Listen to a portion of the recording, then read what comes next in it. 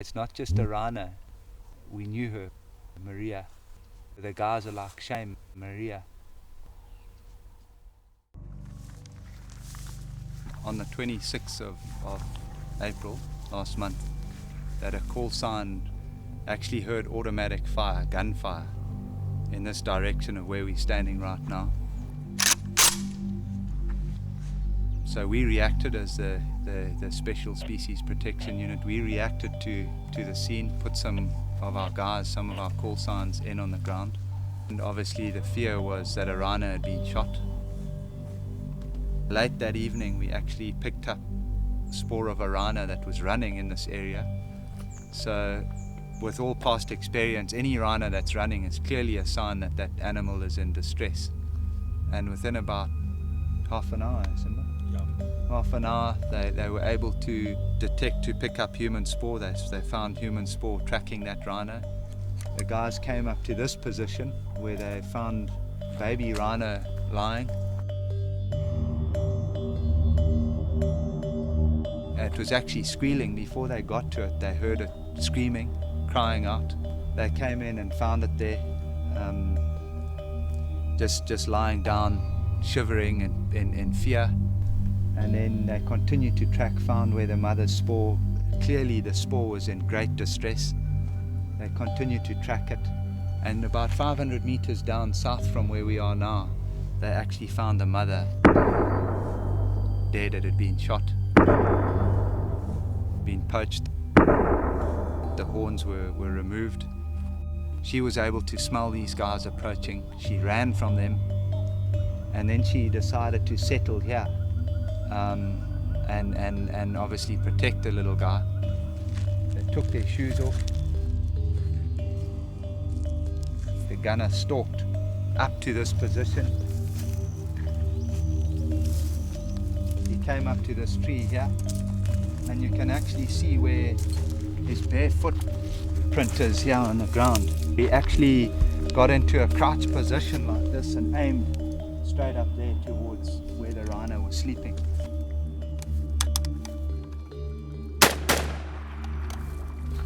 He then followed the mother as it ran in panic and pandemonia.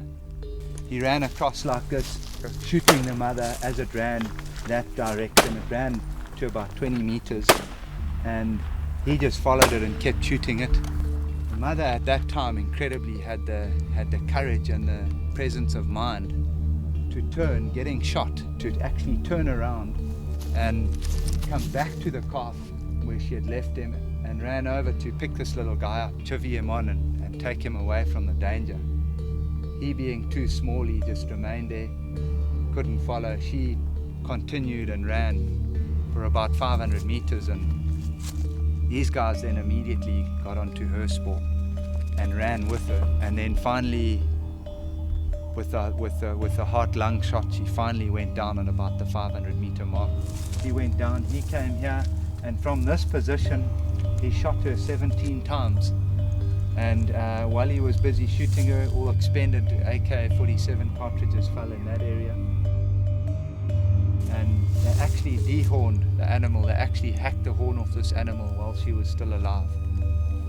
The animal then got up, it incredibly got up, and moved another 25 meters, having been dehorned, just blood everywhere, and a broken front right leg. And then finally, she succumbed to the wounds and died. It was really traumatic for us, for the guys, to see the level of cruelty that these people go to, and of course to see the little calf that was left there. Just incredible to see what this animal endured. When we actually tried to approach the little guy, he was less than probably about a week old.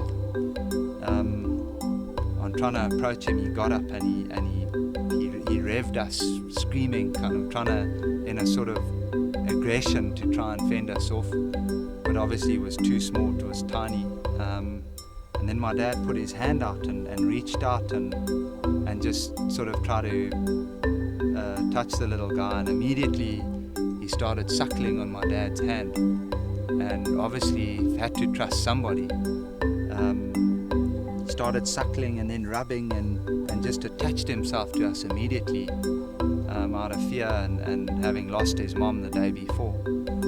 And he just followed us, obviously just out of desperation, and having lost his mom, he wanted to attach himself to, he needed to attach to someone. Followed us, and we just gently and slowly walked the little guy out. Yeah, really one of the worst that we've ever seen, or actually the worst I've ever witnessed. It was really traumatic, really terrible to see, and it just really goes to show that we really need the support on the ground. We're really low on manpower to be able to properly defend these animals, and it's definitely winnable. We can win the war.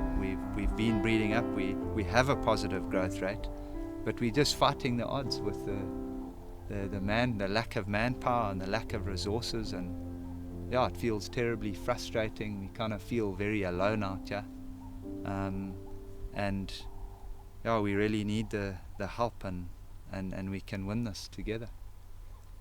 Yeah.